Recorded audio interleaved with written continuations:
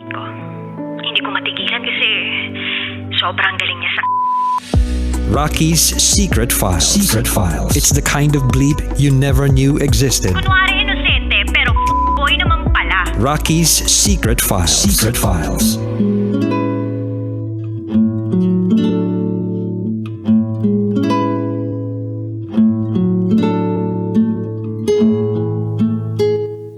And we're back. Kasama niyo pa rin si DJ Raqi and this is NENE's Secret File. Si NENE na nagkaroon ng LDR, long distance relationship sa kanyang childhood sweetheart na si Dado. Pero itong si Dado siya ay binigo. Binigo siya ni Dado dahil nga nanligaw bigla ng kaopisina. Tapos, pinapipili pa siya. Kung uuwi ba siya ng Pilipinas? O tuluyan na talaga silang maghiwalay. Hahanap na siya ng iba. Ganun. Nakahanap na nga ng iba, Hiller. Ganun-ganun pang tanungan. Kala mo naman, ang linis-linis, diba? Sana kung hindi nakagawa na ng pagkakamali. Diba? Tsaka ka magtanong ng ganun. Kasi nandun ka na sa verge of committing a mistake. Oo. Pero yung nagawa mo ng mistake, nanligaw ka na ng ibang babae, nagkagusto ka na sa ibang babae, tapos tsaka mo tatanungin na, uwi ka ng Pilipinas o maghahanap ako ng iba? Nakahanap ka na ng iba eh! Gigigil yarn. Charot with the rot. Anyway, sige. Buti ngayon, okay naman na. Etong si Nene. May pamilya na siya. May asawa na siya. Kaya lang biglang nag-chat itong si Dado. Walang closure si na Dado tsaka si Nene. Pero, magaling itong si Nene. Ayaw na niya i-entertain pang muli itong si Dado. Hell no ang sabi niya. Diba? Ano yung kapalit ng kanyang pamilyang binuo? Kapalit ng kanyang relasyon sa kanyang pamilya at asawa? Siyempre hindi. Anyway, pakinggan na po natin ang mga kabisyo nating nag-share ng kanilang mga thoughts, comments, suggestions, and violent reactions. Ito po ang sabi ni Doc Yorje. Hi Nene, I hope na you are not feeling bad sa situation mo ngayon with your husband. Alam kong nakaka-bother ang past experiences mo with Dado. Pero ikaw na rin ang nagsabi that you wish him the best and that you are moving forward. Hindi mo na actually kailangan ng closure. Yung pag-traidor sa'yo ni Dado, yun na yun eh. And your revenge is by living a happy and peaceful life with your husband. Huwag mo na lang i-open ang line of communication ninyo ni Dado. Hindi ka niya deserve in the first place. Mabuhay ka ng mapayapa, mabuhay ka ng masagana. Thank you so much, DJ Raqi from Doc Yorje. Ito naman ang sabi ni Marisa Fabre Pigaroa. Si Dado ang unang sumuko sa relasyon ninyo tapos ngayon bigla siyang magpaparamdam sa'yo para ano pa? Ngayon masaya ka na sa buhay mo. Huwag ka nang makipag-usap sa kanya. Guguluhin ka lang ng taong nang iwan sa'yo noon. From Marisa Fabre Figueroa. Ito naman ang sabi ni Igop Motovlog. Ang message ko kay SF Sender, buti naman at kusang iniwasan na niya ang ex niya.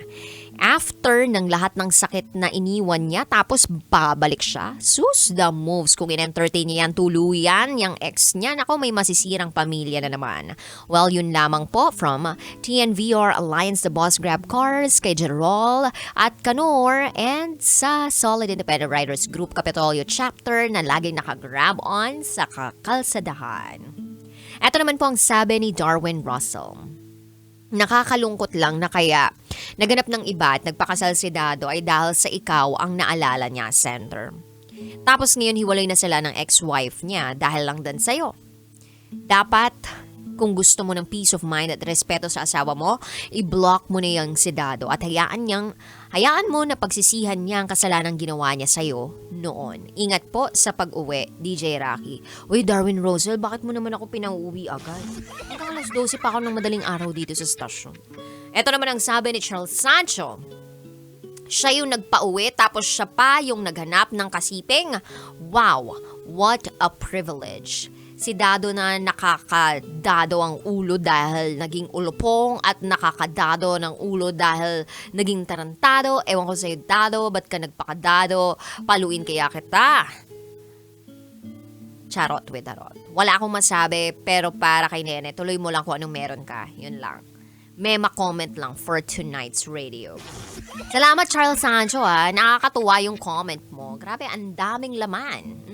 Sobrang dami ng laman. Hinay blood ako. Shoutout to Ito naman sabi ni Richard Onduka. Taray ni ate, medyo nayanig yung masaya niyang relasyon sa asawa at anak niya. Pero alam ni ate kung paano i-manage at iwasan. Sana marami ang matuto sa kwento ni ate kay Dado. Tapos, iwanan mo na. Wait lang, nahirapan na ako i-process yung sinabi niya.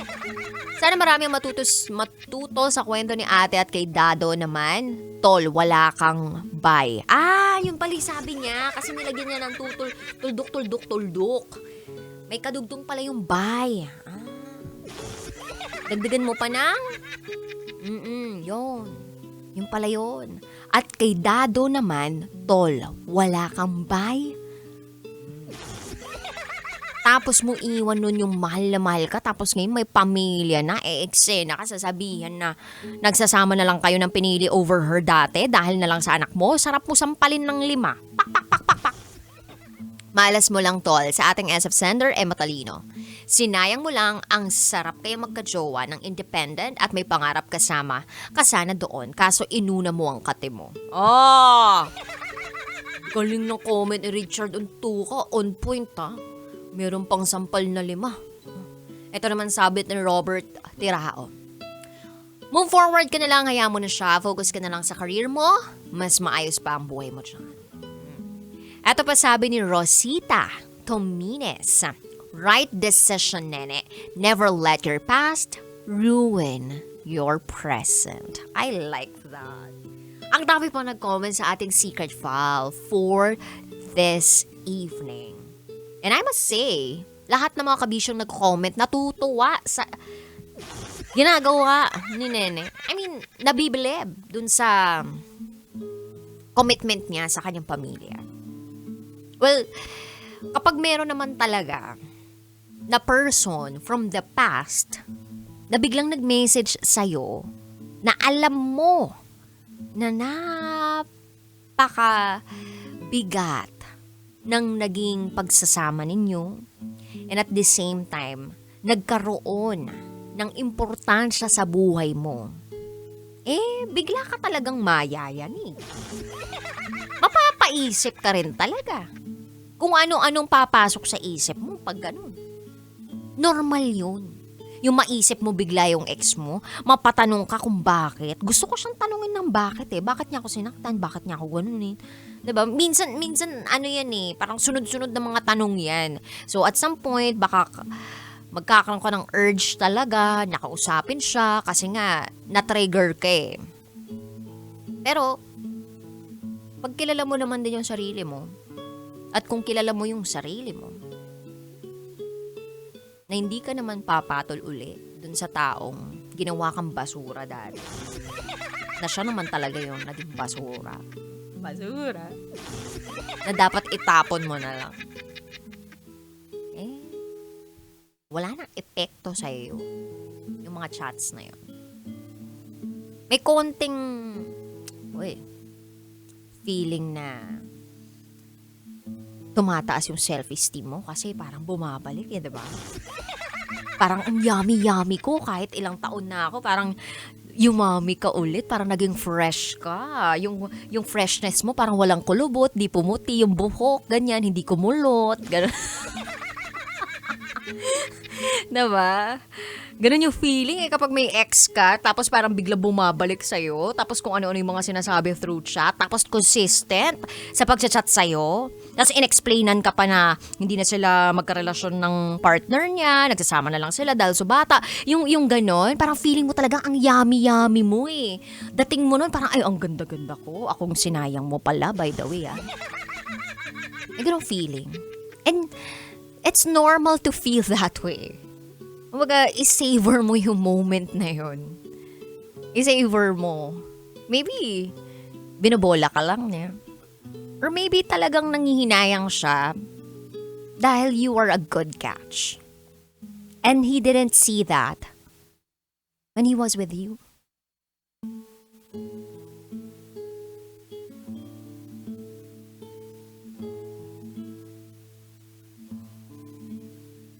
Napakaswerte ng taong minamahal mo. Napakaswerte sa'yo ng pamilya mo because that's how you think. You value and respect your family. You value and respect your husband. At sana lahat ng taong nasa pamilya o pamilyadong tao na, ganyan din mag-isip. Yung hindi na mag-entertain ng tao na nasa nakaraan na nila. Because the reason kung bakit maraming pamilyang nasisira ay dahil sa isang chat na nagtuloy-tuloy lang. Remember, ang cheating, hindi naman yan nagsimula agad sa biglang nagtsuk-tsak chenes, tuluwang dugets na kayo eh. Hindi naman din yan yung tipong naglakad ka sa kalye, nakita mo yung ex mo sa harapan mo, tapos sakto pagkita mo dun sa ex mo, na-slide ka dahil may banana leaf dun sa harapan mo, tapos sumakto yung eme mo dun sa eme niya, tapos biglang boom, may nangyari na sa inyo. Hindi naman ganun yun eh. Cheating happens because of the consistency to make that decision.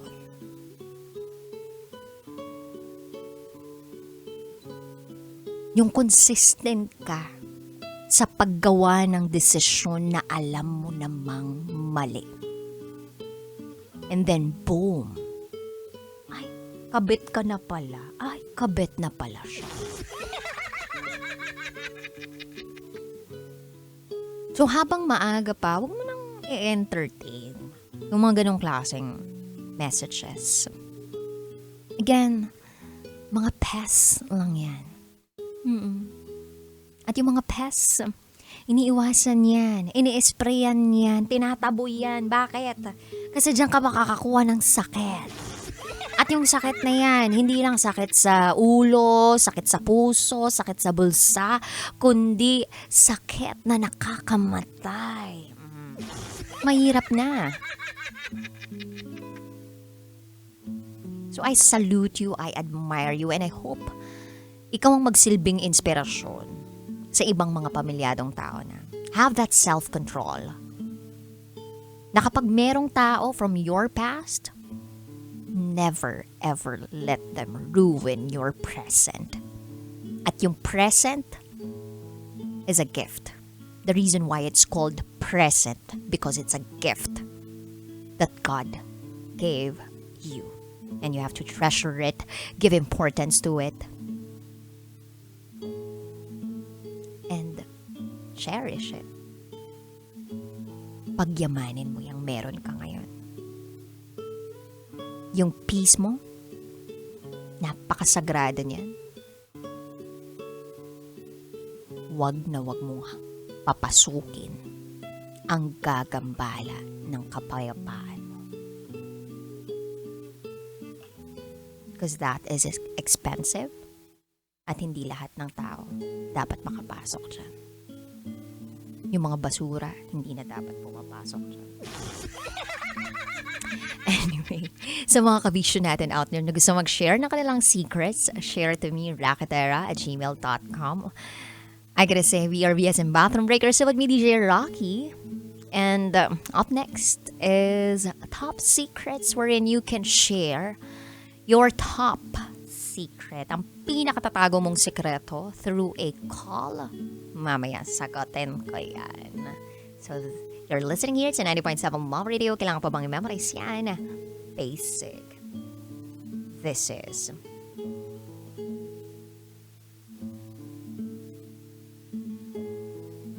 Nene's Secret File. Kailangan pa bang i-memorize yan? Love Radio. Basic!